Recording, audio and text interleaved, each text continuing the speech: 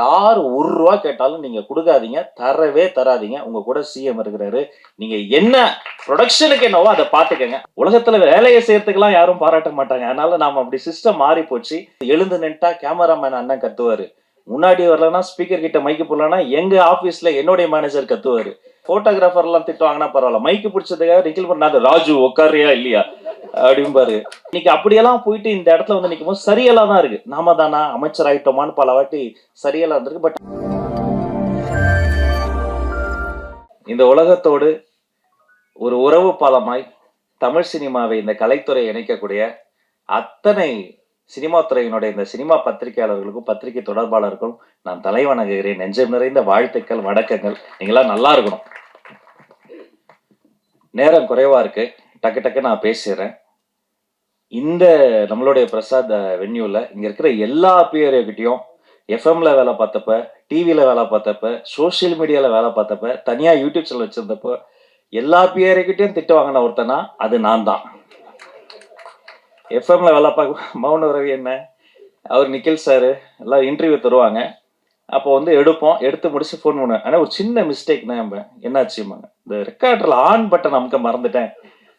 பக்கத்தில் இன்னொரு எஃப்எம்ல வாங்கி தருவேன், ஏன்டா என் உசுரை வாங்குறேன் அப்படின்ட்டு. அதே மாதிரி நடுவில் ப்ராப்ளம்ஸ்லாம் வரும். எங்களெல்லாம் வந்து வெப்சைட்டில் இருக்கும்போது உள்ளே விடக்கூடாது அப்படின்னு முடிவு பண்ணிடுவாங்க. அது வந்து பத்திரிகையில் வந்தால்தான் பத்திரிகையாளர்கள், இவர்கள் எங்கள் போட்டியாளர்கள். இப்போ வாசல் அப்படி கையை கட்டி நிற்போம், அடுத்த மாசம் சம்பளம் வாங்கணும், எப்படியாவது எங்களை உள்ள விட்டுருக்கேன். இல்ல பரவாயில்ல, அப்புறம் வர வர எல்லாத்தையும் புரிஞ்சுக்கிட்டு. ஆனால் மேடையில் இருக்கக்கூடிய அத்தனை ஜாம்பவான்களும் சரி, இங்க இருக்கக்கூடிய பிஆர்களும் சரி, நல்ல தமிழில் நல்ல ஒரு நிகழ்ச்சி செய்யணும்னா ஒரு தொகுப்பாளர்னா அவர்கள் முதலில் அணுகும் இடம் மலிவிலை தொகுப்பாளர்னா அது ராஜ்மோகன் தான் என்பதையும் பெருமையோடு நான் சொல்லிக்கிறேன்.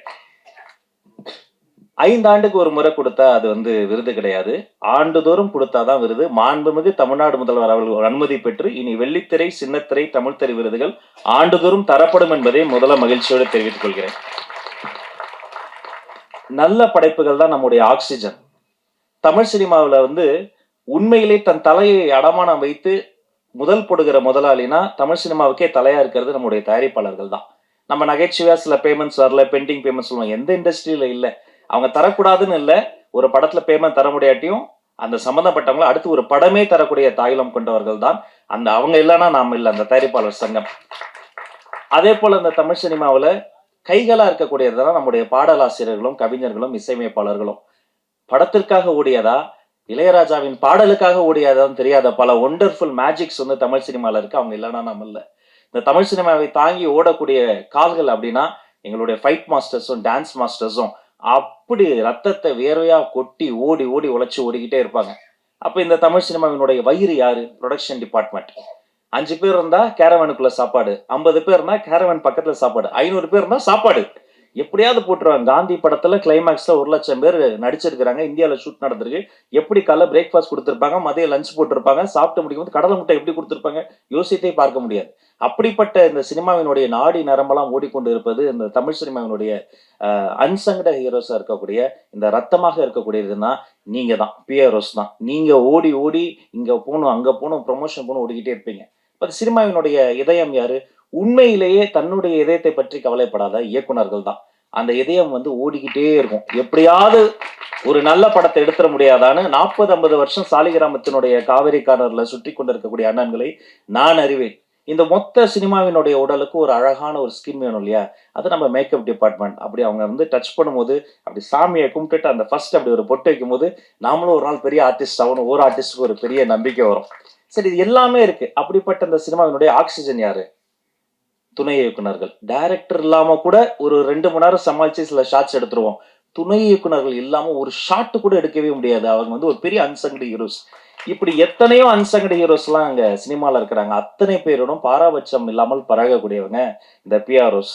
அத்தனை பேருடைய பாதி பேருக்கு என்ன தெரியும், அவங்க பேரு தெரியும். நான் கல்யாணம் எப்படி கல்யாணம் பண்ணோம், குழந்தை, எல்லாருமே ஒரு ஃபேமிலி ரீயூனியன் மாதிரி தான் இருக்கு. அண்ணன் நகைச்சுவையா சொன்னாங்க, செல்வமணி அண்ணன். அது என்ன பேமெண்ட் பெண்டிங் நான் சொல்லிடுறேன்.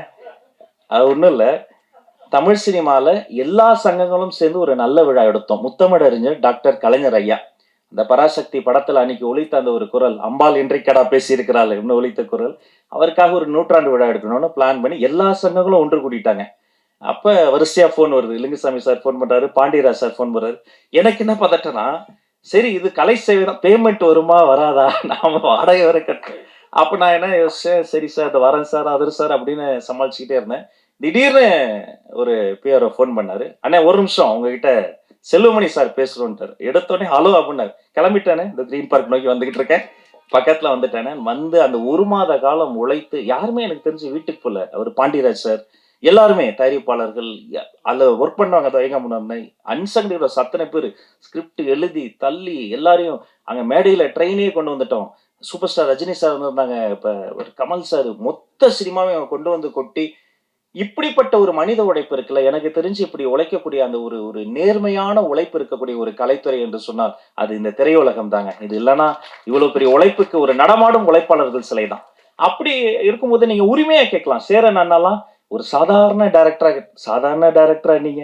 தவமாய் தவம் இருந்த அந்த படத்துல வர ஒரு காட்சிக்கு அத்தனை தேசிய விருதுகள் நம்ம கொட்டி குடுக்கணும். அப்படி தரமான ஒரு ஒரு காத்திரமான படைப்புகள். அந்த நீங்க சொன்னீங்கல்ல நாங்க கடன்பட்டுருக்கோம். நாங்க தான் கடன்பட்டுருக்கோம். இது நன்றி கடன். திருப்பி தந்துகிட்டு இருக்கிறோம் நாங்க. இவங்க எல்லாருக்கும் செய்ய வேண்டியது எங்களுடைய நன்றி கடன். எனவே எல்லாமே அது என்னவோ மாண்புமிகு முதல்வர் அவர்களிடம் அனுமதி பெற்று, ஆலோசனை செய்து, எல்லாம் ஃபர்ஸ்ட் மீட்டிங்லயே வந்து எல்லாம் முடிஞ்சு போகும். திரும்ப கூப்பிட்டார். ராஜ் அப்டின்னாரு. அப்படியே ஓடி போய் சொல்லுங்க சார் அப்படிங்கும்போது, அந்த முதல்ல அவர் சொன்ன விஷயமே, அந்த இந்த மானியமுக்காக காத்திருக்கலப்பா சின்ன சின்ன படங்கள்லாம். அது ஏன் பெண்டிங்ல இருக்கு? முதல்ல நல்ல படைப்புகள் அந்த குட்டி குட்டி படங்கள் இருக்க பாருங்க. எதெல்லாம் பெண்டிங் இருக்கோ அரசு சார்பில அத்தனை படங்களும் மானியத்தை குடுத்துருங்க. அவங்க அது தே டிசர்வ் இட் என்று சொன்ன ஒரு மாண்புமிகு முதல்வருக்கு இந்த நேரத்துல நாங்க நன்றியும் இதன் மூலமாக நான் தெரிவித்துக் கொள்கிறேன். அது மாதிரி அது ஒரு ஒரு இன்னொரு விஷயமும், ஒரு காலத்துல வந்து தமிழ்நாடு தான் சினிமாவுடைய கேபிட்டலா இருந்தது. எல்லா ஷூட்டிங்குமே இங்க நடக்கும். கொஞ்சம் கொஞ்சமா இன்னைக்கு வந்து ஹைதராபாத் போயாச்சு. கொஞ்சம் கொஞ்சமா எல்லாமே அதர் ஸ்டேட் போயாச்சு. அதுக்கு வேரியஸ் ரீசன்ஸ்.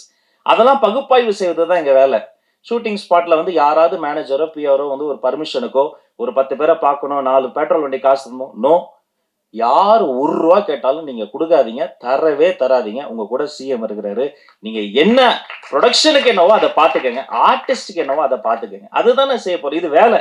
உலகத்துல வேலைய செய்யறதுக்கெல்லாம் யாரும் பாராட்ட மாட்டாங்க. அதனால நாம அப்படி சிஸ்டம் மாறி போச்சு. நாம வேலையை செய்து கொண்டிருக்கிறோம். அதை சிறப்பாக செய்து கொண்டிருக்கிறோம். அது உண்மையாக செய்து கொண்டிருக்கிறோம். எந்த ஒளிவு முறையும் இல்லாம டிரான்ஸ்பரண்டான ஒரு கவர்னன்ஸ் தருவதற்கான ஒரு முயற்சி தான். ஏன்னா இந்த சினிமா துறையில தான் கருவாகி, உருவாகி இன்னைக்கு ஒரு ஒரு ஒரு மாமனிதர் எங்களுக்கு முதலமைச்சரா கிடைச்சிருக்கிறாரு. இதே மாதிரி இங்க பின்னாடி உட்கார்ந்துகிட்டு முன்னாடி தெரியாம வந்து எழுந்து நின்னுட்டா கேமராமேன் அண்ணன் கத்துவாரு. முன்னாடி வரலன்னா ஸ்பீக்கர் கிட்ட மைக்கு போடலன்னா எங்க ஆபீஸ்ல என்னுடைய மேனேஜர் கத்துவாரு. அதையும் மீறி எழுந்துட்டா அவரு வந்து இந்த போட்டோகிராஃபர் எல்லாம் திட்டுவாங்கன்னா பரவாயில்ல. மைக்கு பிடிச்சதுக்காக நிக்கில் பண்ணாத ராஜு உட்காரியா இல்லையா அப்படிம்பாரு. எங்க போனாலும் அவ்வளோ போராட்டம். அதுக்கு நடுவுல ஒவ்வொரு இதுவா பின்னாடி இருந்து முன்னாடி வந்து இடம் பிடிச்சு எல்லாம் வந்துட்ட பிறகு திடீர்னு ஒரு ஜூனியர் ஆர்டிஸ்ட் யாரோ ஒருத்தவங்க வந்துருவாங்க. இஃப் யூ அப்ப கொஞ்சம் அப்படின்ட்டா நம்மள எழுப்பி விட்டுருவாங்க.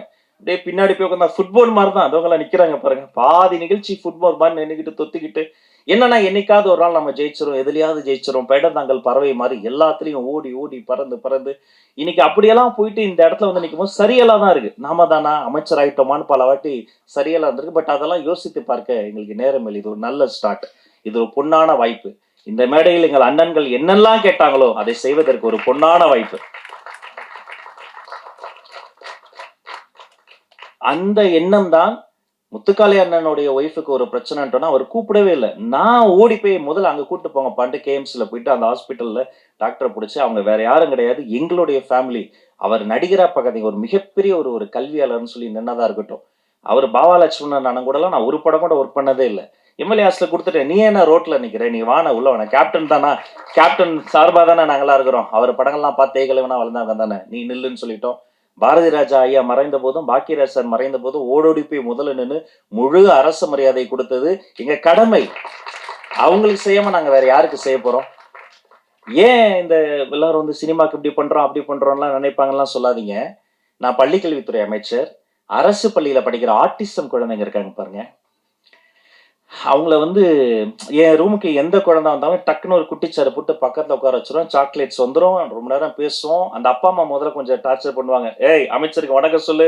ஏய் அதை சொல்லு இதை நான் சொல்லுவேன். நீ கொஞ்ச நேரம் சும்மா இருக்க சொல்லு. நீ அப்படி உட்காரு. நீ ஒன்றும் ஜாலியா பேசிட்டு இருப்போம். ஆட்டிசம் குழந்தைகள் வந்தா அந்த இடம் ரொம்ப சிரமமா இருக்கும்.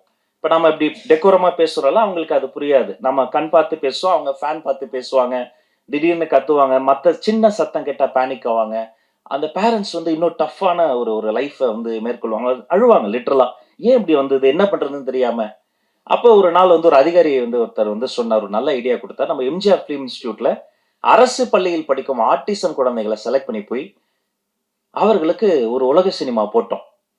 சரி இதையே தொடரணும்னு, இந்த கலைய அந்த குழந்தைகளுக்கு குடுக்கணும்னு, இனி மாதந்தோறும் அரசு பள்ளி ஆட்டிசம் குழந்தைகளுக்கு உலக சினிமா போடுவதென்று முடிவெடுத்து அதை நாங்கள் தொடங்கிவிட்டோம். நாங்கள் பேசும்போது எங்களோட பேசாத அந்த குழந்தை, அந்த சினிமால வர மீனோடு பேசுது, மானோடு பேசுது. அவ்வளோ சந்தோஷம். சிரிச்சு விளையாடுது. அந்த இன்டர்வல் பிளாக்ல போய் அந்த குழந்தைங்க பேரண்ட்ஸ்லாம் பார்க்கும்போது தான் தெரிஞ்சது, அந்த குழந்தைகளுக்கு மட்டும் இல்ல, அந்த அப்பா, அம்மாக்கே ஒரு பெரிய ரிலீஃப். ஒரு பப்ளிக் பிளேஸ்ல அவங்களுக்கு ஆக்சஸ் இருக்காது. டக்குனு பேனிக் ஆவாங்க அந்த குழந்தைகள் பிஹேவ் பண்றத வச்சு. அத்தனை பேரு கட்டிப்புடிச்சு, கைப்பிடிச்சு நன்றி சொல்லும்போது, நான் நினைத்து பார்க்கிறேன். கிட்டத்தட்ட அது மாதிரியான அந்த குழந்தைக்கு எனக்கு என்ன வித்தியாசம்? என்ன பண்றேன்னு எனக்கே தெரியாம ஏதேதோ பண்ணேன். கிடைச்ச எல்லா வேலையும் பண்ணேன். ஆனா இன்னைக்கு வந்து நிக்கிறேன், இதெல்லாம் பண்றேன்னு சொன்னா, அது இந்த திரைக்கலை தந்த ஒரு ஒரு ஒரு வலிமை, அந்த இதயத்தை தொடக்கூடிய ஒரு ஒரு உணர்வு, நல்ல படைப்புகளை பார்த்து, படித்து, கேட்டு வளர்ந்தது. இதையெல்லாம் இப்படியெல்லாம் செய்யணும்னு நினைத்து, என்னுடைய மாண்புமிகு முதல்வர் எனக்கு கொடுத்த ஒரு நல்ல வாய்ப்பு. அவர் வைத்த நம்பிக்கை, நீங்கள் எல்லோரும் வைத்திருக்கிற நம்பிக்கை, இதை நான் நிச்சயமாக காப்பாற்றுவேன். கடைசி மூச்சு வரை நேர்மையாக வேலை செய்து, உங்கள் அத்தனை பேரினுடைய கோரிக்கையும் மாண்புமிகு முதல்வரிடம் அனுமதி பெற்று நிறைவேற்ற என்னாலான எல்லா முயற்சிகளையும் செய்வேன் என வாழ்த்தி வணங்கி விடைபெற்று செல்கிறேன். அனைவருக்கும் நன்றி. Thank you so much.